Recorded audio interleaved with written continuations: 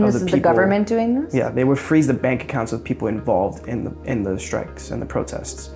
That's like insane. I feel like that's a bit of If that would go down, if that went down here in America, there would be riots. Oh my God, that would be ridiculous. Like whoever. A little bit of context, Hector has never, Eddie has never been outside of the country. Yeah. Ever. He got his first passport. But you'll also get a chance to see her perform her incredible EP, Love Daddy Princess. Great name. It's such a good name, because that's Tima. Yes. Love Daddy Princess. I love it so much. Hey guys, welcome back to the I Feel You Vodcast. I'm your host, Eddie Wise, and today we are introducing a new segment called The Break Room. During these special edition episodes, we will be discussing current events in the art industry, sharing various experiences or reviews on creative things, and we will also be spotlighting independent artists that we feel are doing amazing work. Today we're here with the Project Field team member, Christine Arquero, and we'll be discussing the Canadian regulations on podcasting.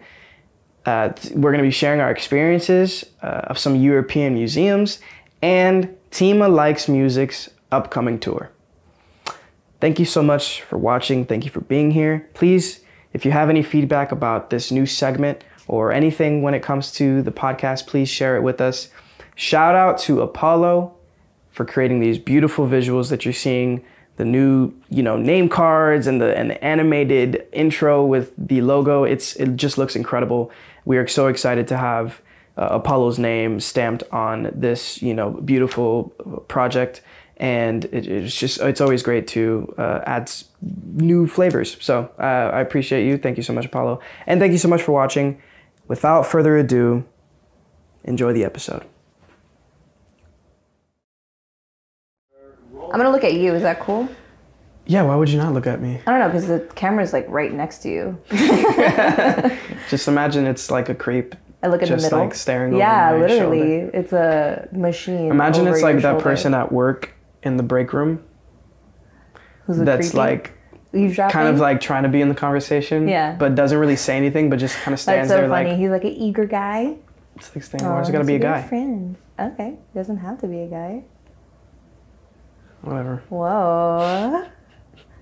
Anyway. Already. I'm so happy to be here with you again. My partner in crime. As you can see,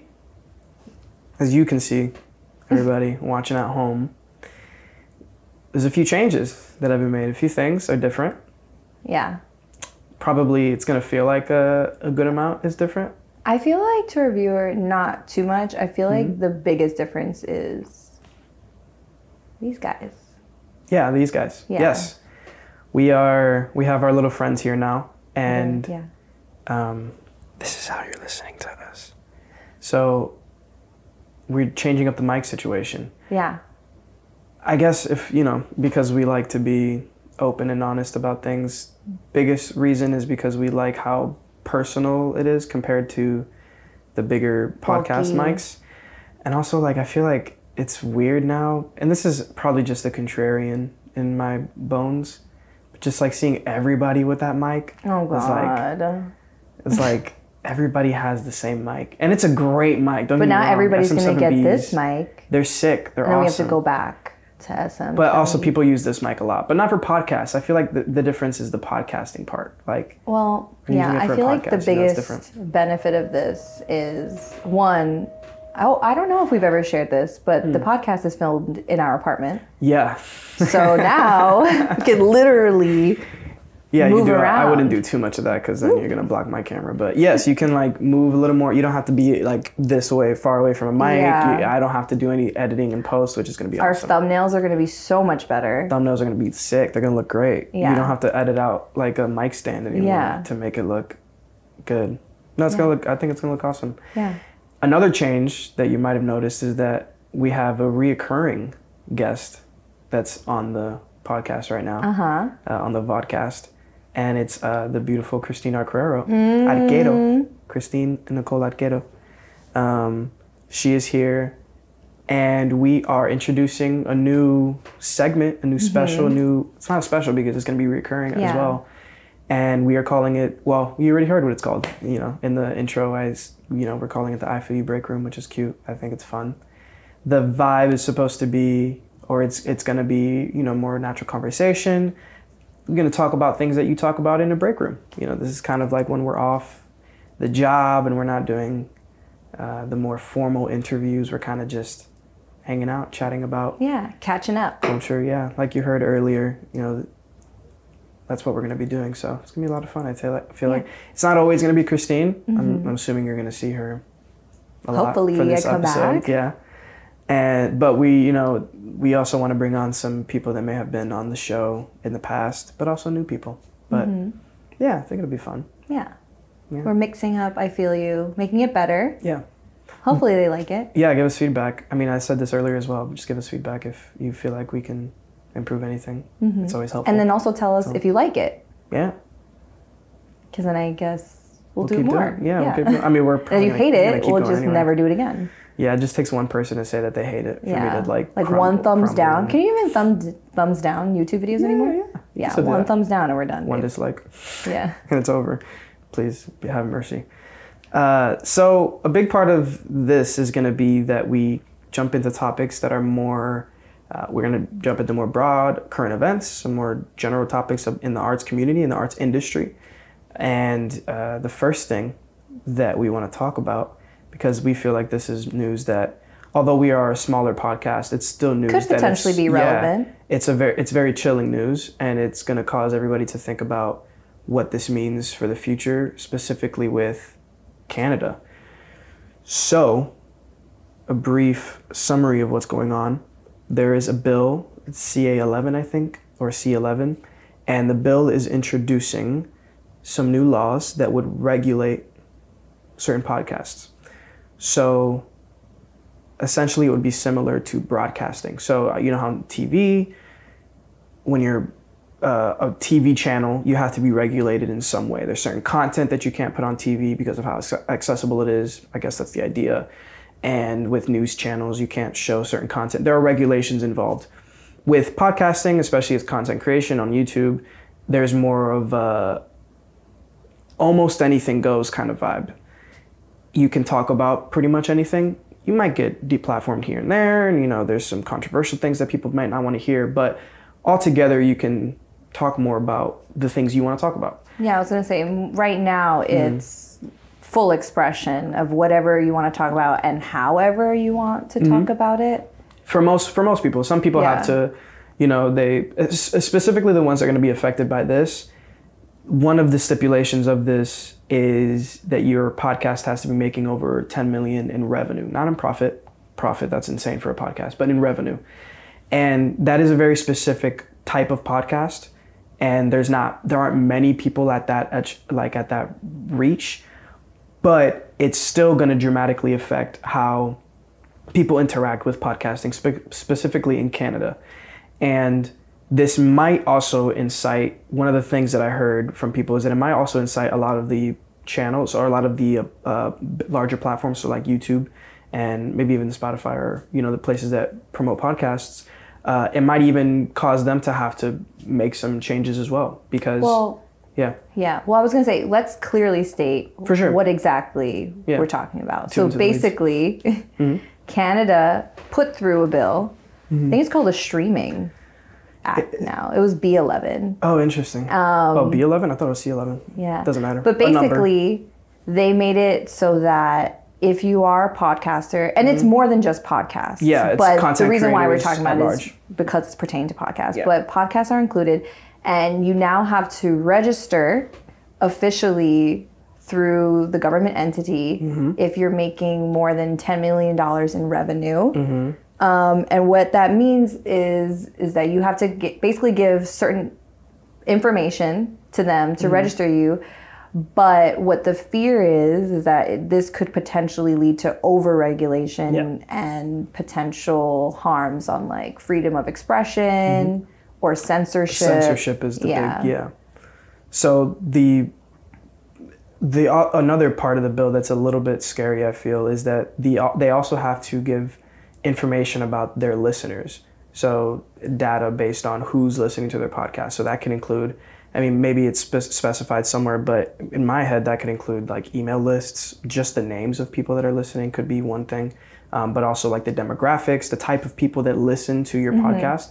And if they want to regulate a certain type of content, in general, when it comes to Canada, regulation at large is like a bit of a problem there. And they kind of have a pretty heavy hand when it comes to censorship in a lot of different ways. I mean, do we think that's like... what they do censor, I mean, I don't know how familiar you are with Canadian content, but like to what degree are we saying, is it being over censored? Would we say they're doing an adequate amount of censorship that's like necessary? Because I know they had written like it's obviously not going to show anybody saying the N-word because it's potentially offensive, of course, which is, that seems like a normal piece of censorship. But are they like censoring certain things that maybe have slipped into the slope of? So the biggest thing is a lot of podcasts kind of already have regulations put up on them, especially if they're on YouTube. There's certain things you can't do on YouTube that's already there. But that's regulated by the platform on YouTube. Yeah, it's different than the government regulating all of the platforms. Essentially, they're regulating everything.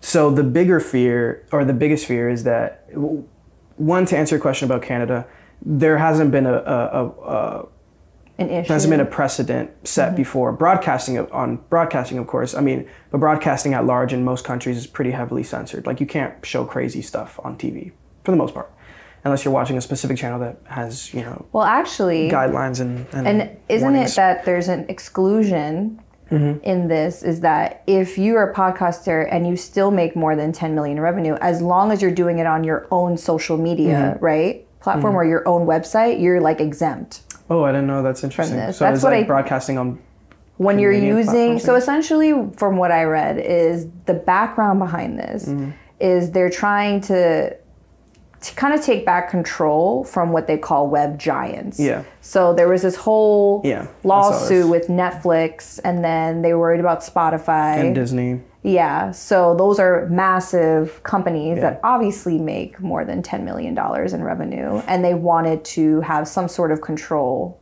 over the content. Yeah. Because the companies are private entities that can do essentially whatever they want.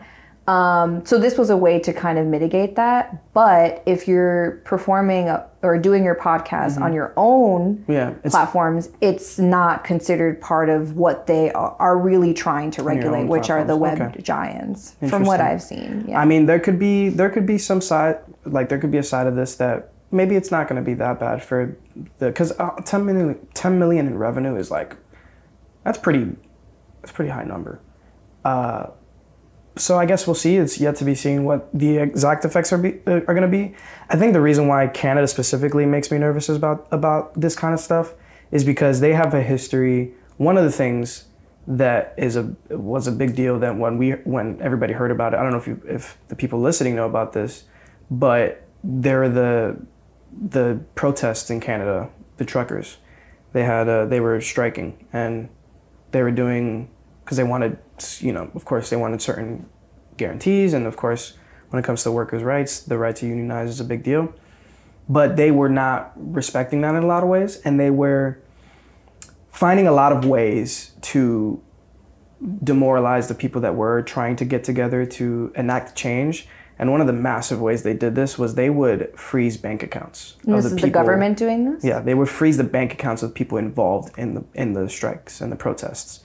That's like insane. I feel like that's a bit of if that went down here in America, there would be riots. Oh my God, that would be ridiculous. Like whoever was involved would get massively, it would be ridiculous. So I think I feel like that's what the writer's strike wants to be. Like the big production companies wish freeze the bank accounts.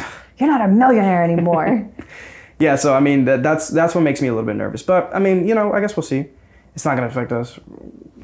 Well, we'll see. Maybe we'll start making $10 million in revenue. I don't know. Yeah, I was going to say, I don't know how many Canadian listeners we have, if any. But if we get to the point where we start becoming a popular platform and we think, oh, well, let's start funneling to different countries since it's being consumed in different countries, we would have to abide by whatever it is that. Oh, we don't have to abide. I guess it depends on what you're. I don't even. I don't think we would even say anything that would need to be censored. To be quite honest, I have a feeling it's just gonna be. It's gonna be something that's like more tame and more neutered than it might sound right now. Well, that's essentially what it is right now. It's essentially you're just cataloging the podcasters who are making more than 10 million in revenue, but there has been nothing else. I think people are just fearful because of the potential of things rather than what's actually being implemented. That's fair. And we'll keep looking into it and see if anything happens. And of course, if anything dramatic happens, we'll bring it up on the podcast again. And if you have any thoughts on this, please feel free to comment and share your thoughts, because I'm curious to see other perspectives. Maybe there's something we're not seeing.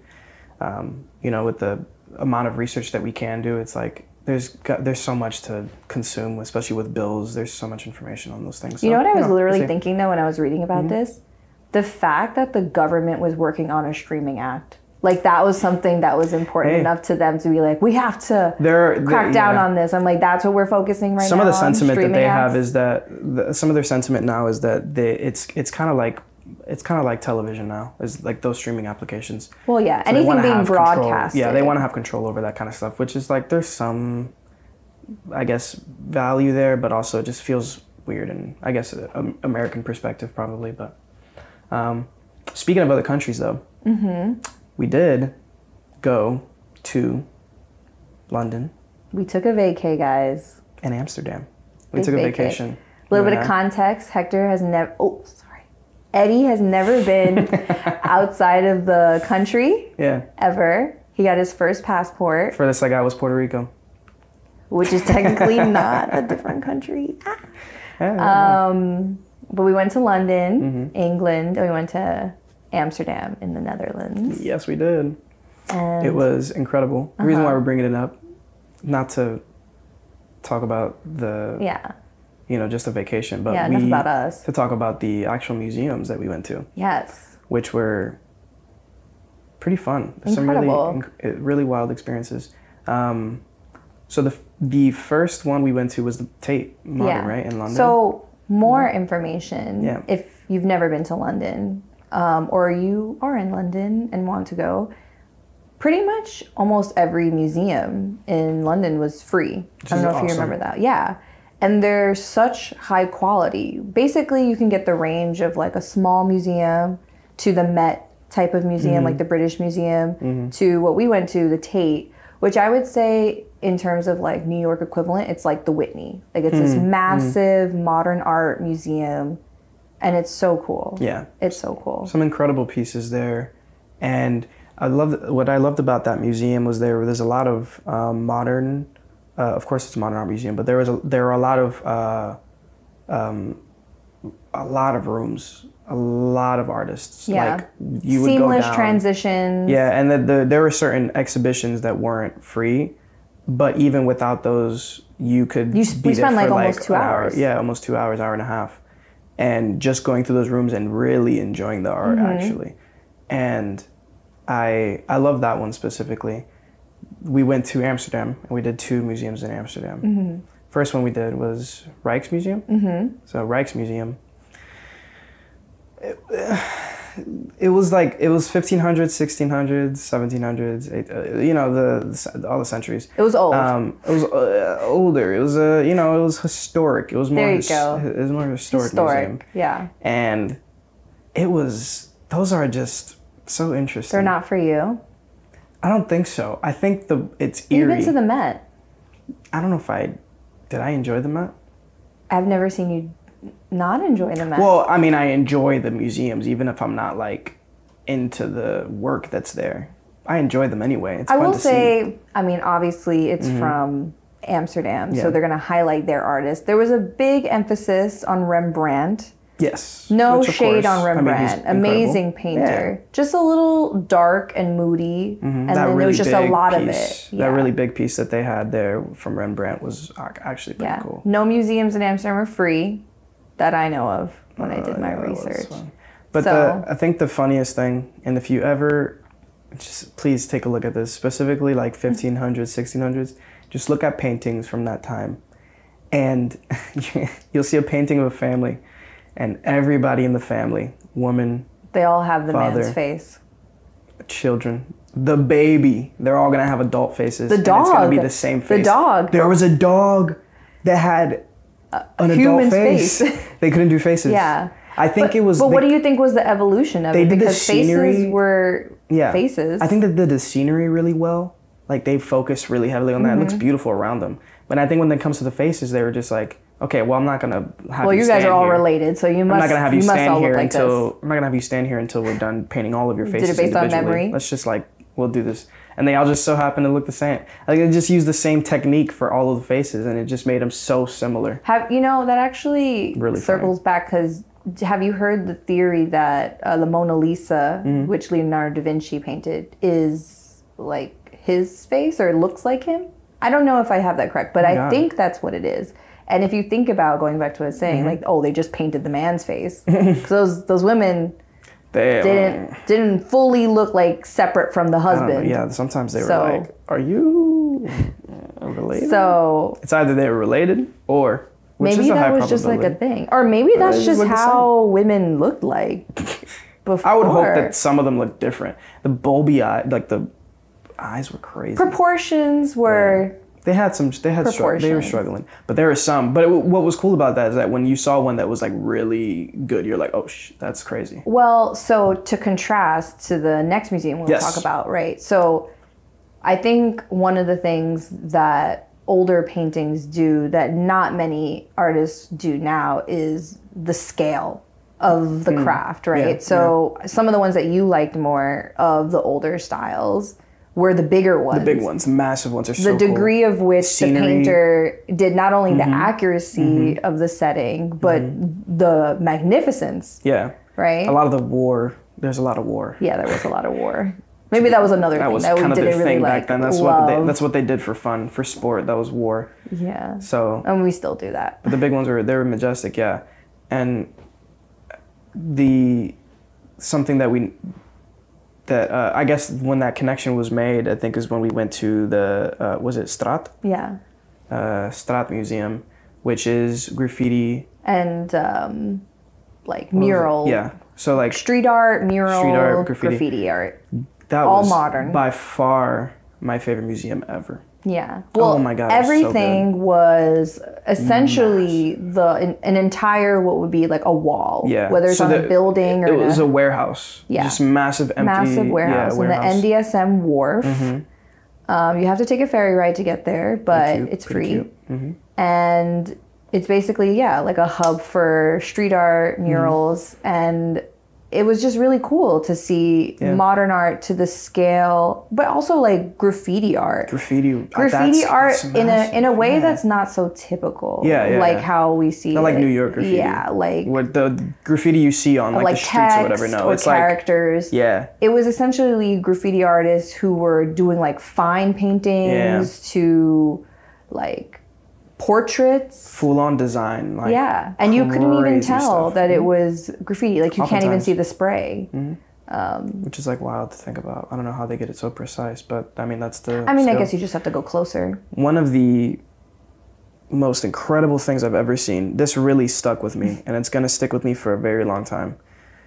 You walk to the middle of the museum, and they had a truck hanging upside down from the ceiling, from chains. A real truck, and it was tagged on the sides, and it's like that was so genius, bringing the street like into the building, and with the scale of the building you could have a truck and it fits. You could have had a 14-wheeler. You could have probably 18-wheeler. It would have been from the ceiling to the bottom. That's how. And when you went under it, there was like a person that was in there. It was like and it was like all the stuff was falling onto the windshield, so it looked like they were actually. But the truck was actually had art on it. It was tagged. Yeah, it was tagged on the sides, and I was just like. Well, once you like close your mouth from the awe. Of like, so another thing about it is you go in, and it's essentially 2 layers of that kind of art. You have ones on the ground, but you can still look up and see that same scale of art piece, but someone else is above it. So you get this massive... huge. Viewing. Yeah, I've never been to a museum where I can view that many art pieces at once. Yeah. But one of my favorite things, like I was saying, once you get past the awe of seeing so many grand pieces, I thought it was just so cool that they go into just like the history of graffiti and street art and how it came about as like an art form in the times of like social reform and injustices, and used to like really convey messages during hard times. A lot of civil rights stuff, which is great. And now, or the way that I'm sure it's still obviously used in that way, but they had turned a museum into a way of, it doesn't have to be coming from a place of, you know, trying to fix something or trying to get some rights done. It's mostly just expression, which I thought was really cool because the range of all of it was so fun. Yeah. And all the styles. Yeah. It's incredible. And it feels like, that's why graffiti art and hip hop were so like intertwined, because it was born from similar things like protest and civil unrest and you needed like voice, right? And your voice. And that's actually something really cool to bring up. Like graffiti and street art has a lot of voice, has a very powerful voice, regardless of if you're making something simple or if you're making something like traditionally graffiti, which I think is cool. That's great. Yeah. And to talking about the truck thing again, the reason why it inspires me and it's really exciting is because we do events here for people who don't know in terms of Project Feel, the people who the I guess collective that the production company that produces this podcast, they do events, and it's exciting because I can't wait to do the next one so that I can have that truck image in mind. Not exactly.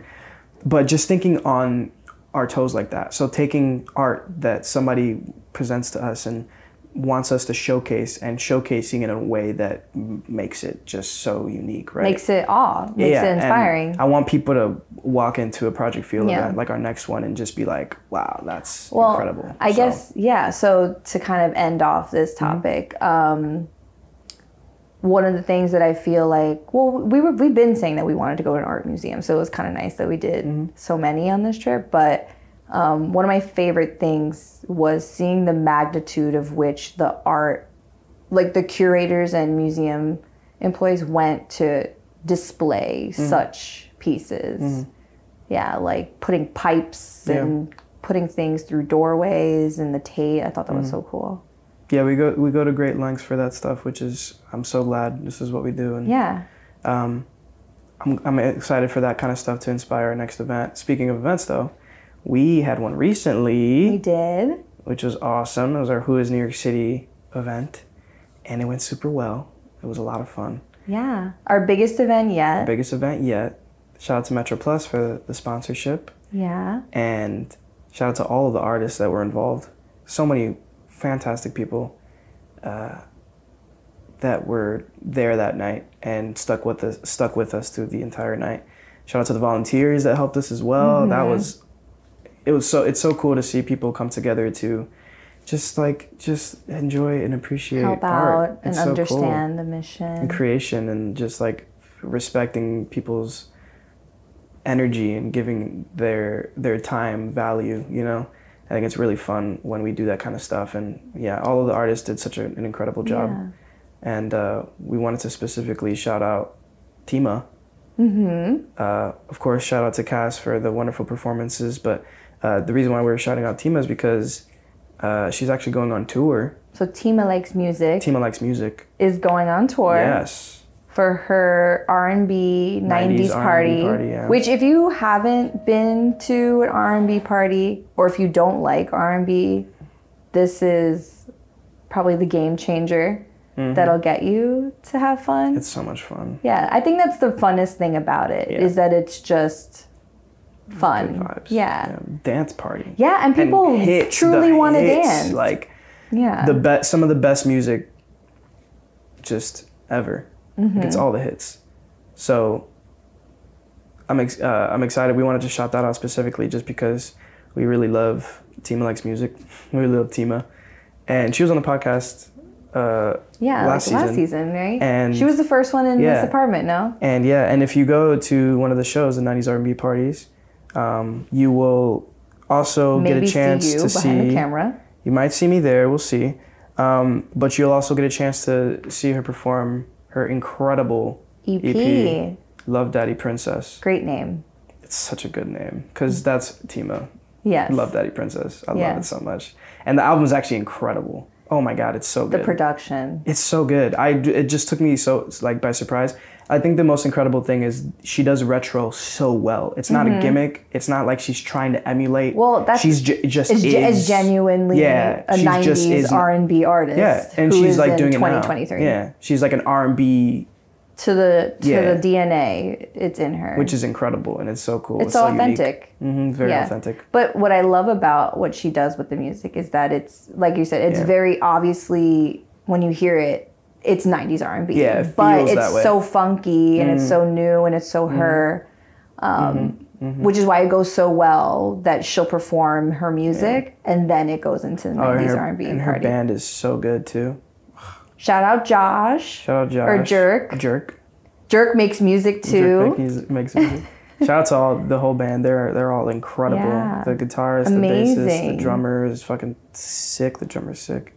But yeah, they're going on tour. Yeah, they're going on tour. So and the next show is on the 20th of October. This month. At Sultan Room. Yeah, it's gonna be pretty close to when this episode comes out. So Sultan Room is an incredible venue as well. They've been hosting the 90s R&B parties, but after that they're going on tour. Yeah, they're taking it to different cities. This is the last chance to see it for a little bit until they come back, I guess.